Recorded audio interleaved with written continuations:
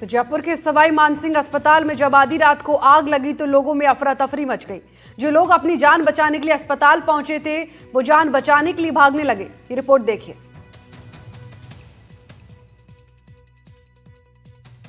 SMS अस्पताल में भीषण आग। अगला 74 साल आईसीयू में आग लग गई, शीशा लगा दिया आईसीयू। मेरी मम्मी का भी कोई पता नहीं है।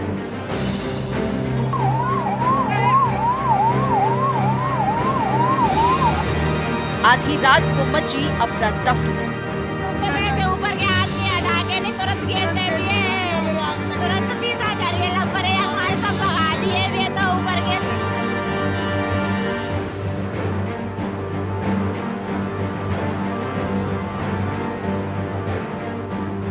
धू धू कर जला आईसीयू वार्ड। तब तक दुआ हो गए थे और डॉक्टर कंपाउंडर सब गायब थे। पेशेंट को हमने खुद निकाला। हमारे पेशेंट को 1-1.5 घंटे बाद हम निकाले, अंदर न जाने और नहीं दे रहे थे।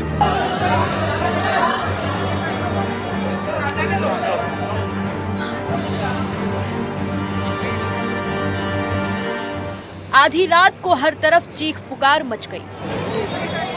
हुआ क्या, थोड़ी देर तक किसी को समझ ही नहीं आया,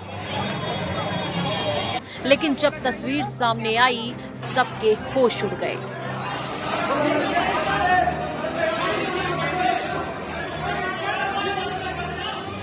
जयपुर के सबसे बड़े अस्पताल सवाई मानसिंह का आईसीयू वार्ड भीषण आग की चपेट में था।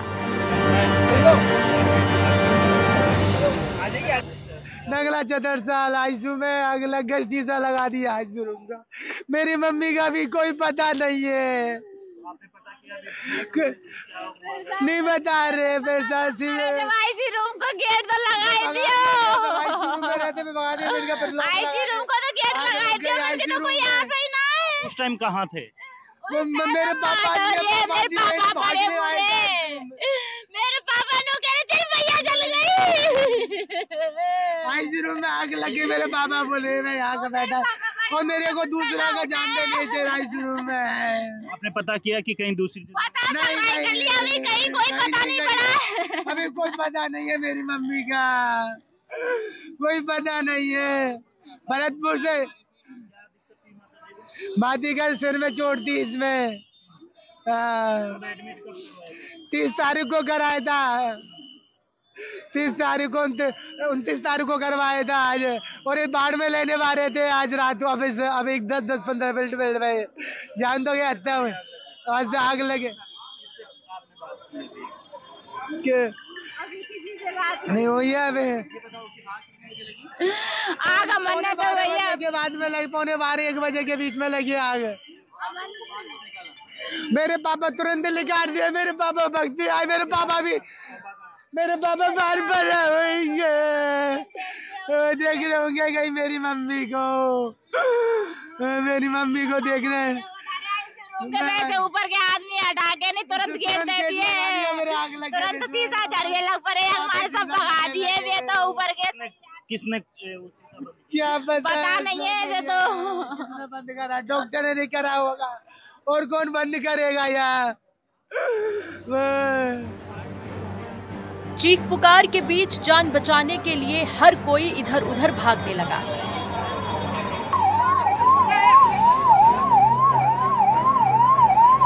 आईसीयू में आग इतनी भीषण थी कि थोड़ी ही देर में पूरा वार्ड धुआं हो गया। अस्पताल में भर्ती मरीजों के परिजन समय रहते कोई खबर नहीं देने का आरोप लगा रहे हैं। हमारे को तो बहुत देर बाद में पता चला था। तो आपके भी पेशेंट वहीं थे 205 में थे, बगल वाले आईसीयू में ही लगाया आग। तो आपने कैसे, मतलब आपने निकाला या फिर हमने ही निकाला है, किसी ने नहीं निकाला। अच्छा। हाँ। ये कितने बजे एग्जैक्ट चला था? किसी को 11:50 हो रही थी शायद, तब आग लगी थी। फिर अचानक से भगदड़ हो गई तो हम भी हमारे पेशेंट को लेके फटाफट भाग के आए नीचे। अब हम गए ना, तब तक दुआ हो गए थे और डॉक्टर कंपाउंडर सब गायब थे। पेशेंट को हमने खुद निकाला। हमारे पेशेंट को 1-1.5 घंटे बाद हम निकाले, अंदर न जाने और नहीं दे रहे थे सर। अभी कोई डॉक्टर बता नहीं रहा कि पेशेंट की स्थिति कैसे है। कोई डॉक्टर नहीं है उनके पास। घटना के तुरंत बाद मुख्यमंत्री भजनलाल शर्मा एसएमएस अस्पताल पहुंच गए। सीएम ने हालात का जायजा लिया, अधिकारियों को उचित कार्रवाई के दिशा निर्देश दिए। अस्पताल प्रशासन के मुताबिक शुरुआती जांच में पता चला है कि ये घटना शॉर्ट सर्किट के कारण हुई है। जिस वक्त हादसा हुआ, आईसीयू में 24 मरीज भर्ती थे। इसमें कैजुअलिटीज हुई हैं और कुल हमारे 24 पेशेंट थे, जिसमें से हमारे 2 आईसीयू हैं, एक में 11, एक में 13। तो जो ट्रॉमा आईसीयू है, जहाँ मेन फोकस था इलेक्ट्रिसिटी बर्न का, जहाँ पर ये शॉर्ट सर्किट हुआ था, उस जगह पर जो हमारे पेशेंट्स अति गंभीर स्थिति में होते हैं, तो उनको हमने तो पूर्व मुख्यमंत्री अशोक गहलोत सीधे घटना स्थल पर पहुंचे हैं। घायलों के परिवारों से लगातार बातचीत कर रहे हैं, ढांढस बंधा रहे हैं। मिलने पहुंचे हैं पूर्व मुख्यमंत्री अशोक गहलोत अस्पताल के बाहर। तस्वीरें आपको सीधे लाइव दिखा रहे हैं जयपुर के एसएमएस अस्पताल की, जहां पर पूर्व मुख्यमंत्री अशोक गहलोत मौजूद हैं। तमाम पुलिस प्रशासन, पीड़ित परिवारों से मिले अशोक गहलोत, उनका हाल जाना, घायलों की हालत पर बातचीत करते हुए पूर्व मुख्यमंत्री अशोक गहलोत।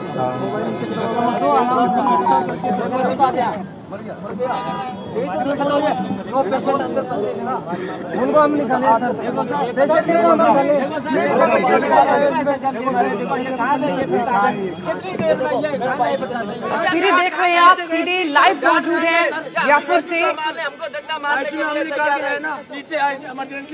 अशोक गहलोत परिवारों से लगातार बातचीत कर रहे हैं।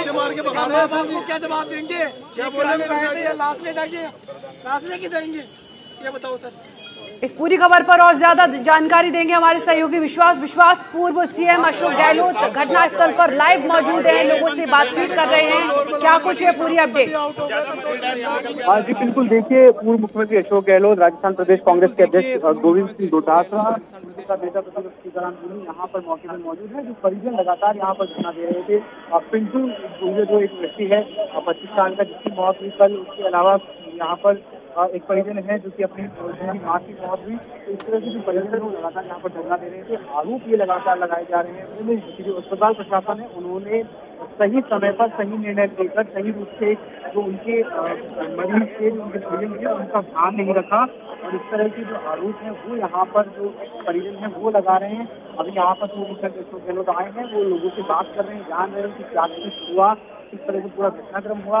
नेता प्रतिपक्ष सीताराम जी आए थे, वो अंदर लोगों से मिलने गए, हॉस्पिटल स्टाफ से उन्होंने बात की। इसके अलावा गोविंद सिंह डोटासरा यहाँ पर पहुंचे हैं और लगातार ये सवाल खड़े कर रहे हैं कि किस तरीके से सरकार की गंभीर लापरवाही जो है वो इस पूरे मामले में देखी गई। क्योंकि हमने भी जिस तरह से बताया कि मैं यहाँ पर 12:22 से आ गया था, और the first reporter to reach here.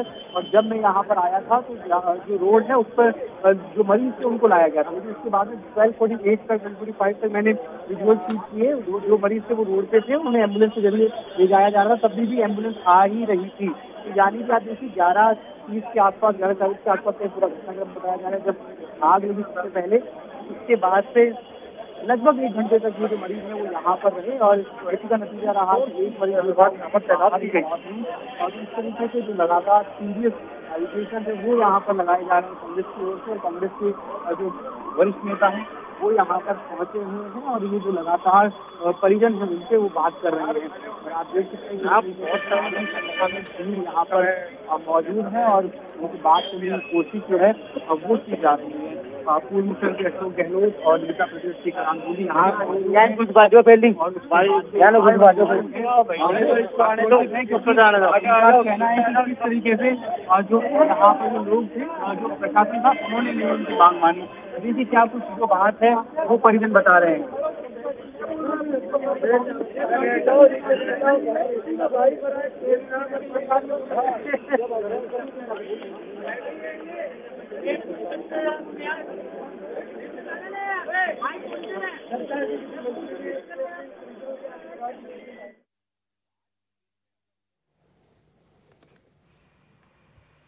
तो विश्वास, इस पूरे अग्निकांड पर विपक्ष मौजूद है, लगातार डटा हुआ है और पक्ष के नेता भी मौजूद है, तो क्या इस पर कुछ राजनीति हो सकती है? ऐसी कुछ हलचल देखने को मिल रही है।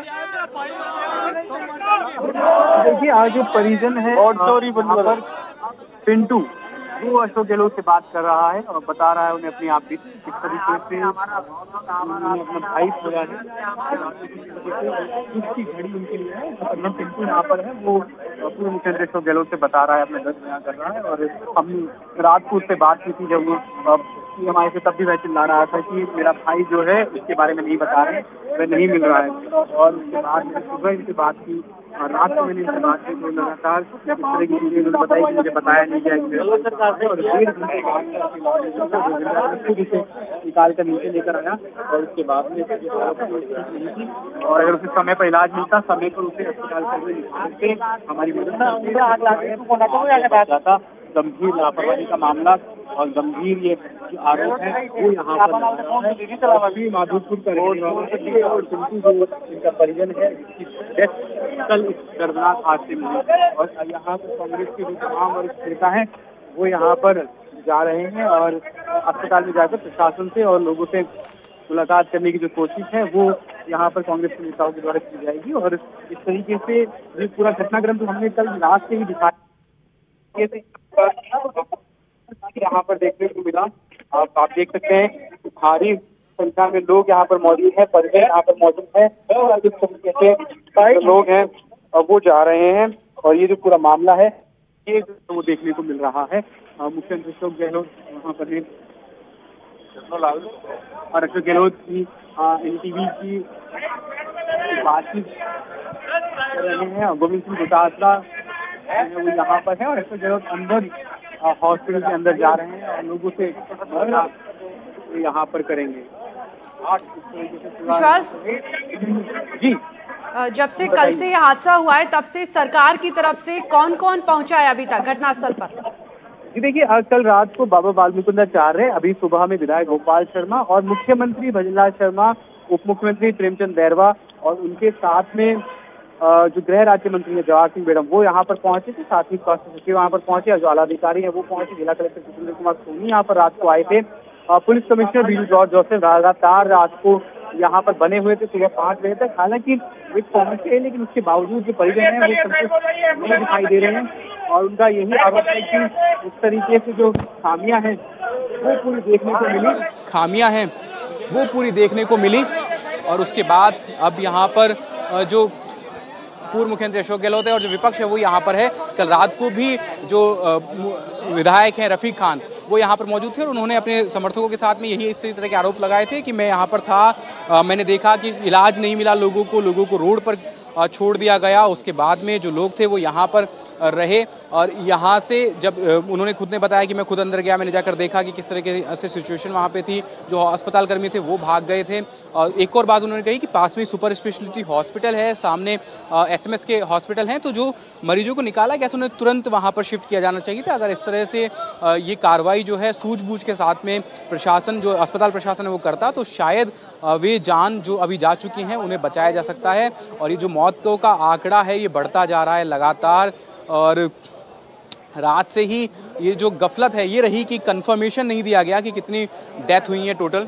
इस तरह की जो बात है वो लगातार रात से ही रही। आप देखिए रात में पहले 1 डेथ के लिए बताया गया, फिर बाद में 6 डेथ जो है कंफर्म की गई, फिर सुबह होते होते 8 हुई और अभी ये मौतों का आंकड़ा बढ़ सकता है क्योंकि 3 जो है वो गंभीर रूप से अभी घायल हैं और अभी इस तरह की सूचना भी है कि एक और मौत का जो आंकड़ा है वो बढ़ चुका है। हालांकि अभी इसकी आधिकारिक पुष्टि होना बाकी है, पर अभी जिस तरह से हमारे सूत्रों से हमें जानकारी मिल रही है, सोर्सेज से हमें जानकारी मिल रही है, एक और डेथ है जो वो की हो चुकी है और 11 लोग उस वक्त उस वार्ड में थे। वहाँ पर जहाँ मैं जाकर आया सुबह उस वार्ड में थे, रात को मैं वहाँ पर गया था, पूरा वहाँ पर धुआं था और वो जो पूरा वार्ड है इतना कंजेस्टेड वो वार्ड था कि वहाँ से धुआं स्मोक पास होने के लिए जगह नहीं थी। और आंखों में उस वक्त भी जब हम पहुँचे तकरीबन 1 घंटे बाद मैं वहाँ पर पहुँचा था, 1-1:15 वक्त रहा होगा लगभग जब मैं उस वार्ड में पहुँचा था। उस वक्त भी वहाँ पर भारी मात्रा में धुआं था और जो कि देखने को वहाँ पर मिल रहा था और इस वजह से जो लगातार डेथ टोल है ये बढ़ता जा रहा है। पास के जो वार्ड थे, आईसीयू वार्ड था जो पास का, वहाँ पर भी धुआं पहुँच चुका था। वहाँ पर कांच तोड़कर धुआं को बाहर निकालने की कोशिश की, लोगों को वहाँ से इवैक्यूएट करने की कोशिश की गई। नीचे फर्स्ट फ्लोर की जो दीवारें हैं वहाँ तक वो कालिक पहुँची, जो धुआं था उसे वो जो दीवारें हैं वो काली हो गई। और किस तरह की सीरियस ये सिचुएशन वो पूरी रही, वहाँ पर सेंसिटिव सिचुएशन, संवेदनशील ये पूरा मामला रहा। और उस वक्त रात को जब ये परिजन थे, ये अपने पर जांच का विषय है, तो अभी कोई कमेंट करना उचित नहीं है। मैं खुद वहाँ जा रहा हूँ, जाके देखूंगा, बातचीत करूंगा। जो लोग मरीज हैं, बाहर आए, बच गए हैं, उनसे बात करेंगे भाई कि क्या परिस्थिति रही आपके सामने, आपका क्या कहना है, कैसे शुरुआत हुई। लोग आग लगने से मर रहे हैं, दवाइयाँ एक्सपायरी डेट की दे दे के लोगों की जानें ले रहे हैं और इनके कान पे जूं तक नहीं रह रही है। आप समझिए कि 6-6, 7-7 लोगों की आग लगकर के मौत हो गई और सरकार सो रही है अभी तक। आज हम देख रहे हैं 6-7 दिन से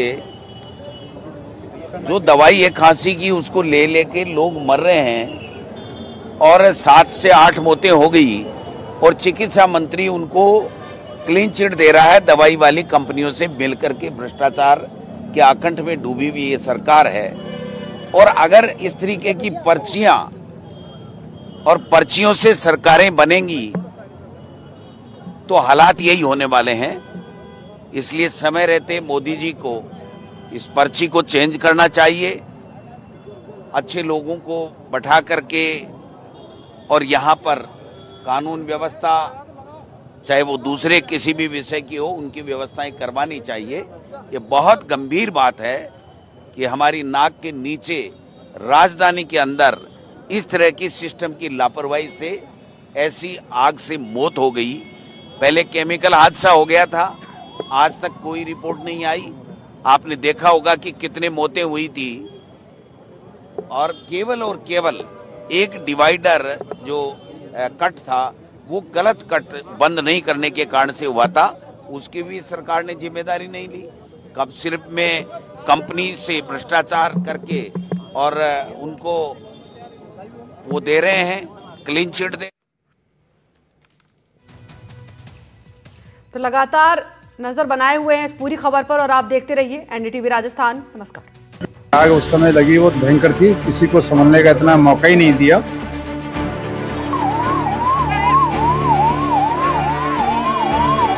मैं इस वक्त आईसीयू के उसी वार्ड में हूं जहां पर आग लगी थी। यहां पर आप देख सकते हैं अभी भी धुआं है, किस तरीके से जो पूरा सामान है वो अस्त व्यस्त पड़ा है।